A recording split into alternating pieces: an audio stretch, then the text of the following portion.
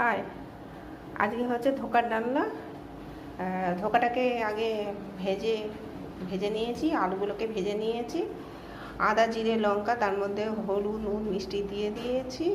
ধোকাটাকে ভেজে জলের মধ্যে দিয়ে রেখেছি, ঝোলে দিলে ঝোলটা টেনে নেবে, ওই জন্য আগে থেকে জলে ভিজিয়ে রেখে দিয়েছি। এবার কড়াইতে তেল দিয়েছি, জিরে শুকনো লঙ্কা ফোড়ন দেবো। জিরে শুকনো লঙ্কা ফোড়ন দিয়েছি, তার মধ্যে হিংটা দিয়ে দেবো। এগুলো ভাজা হয়ে গেছে, এবার মশলাটা দিয়ে দেবো।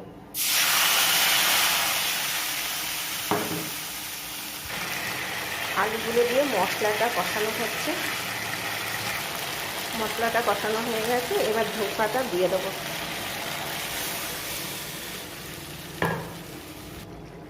ধোকাটা দিয়ে ভালো করে ফুটিয়ে নিয়েছি, নুন মিষ্টি চেখে নিয়ে এটাকে এবার নামিয়ে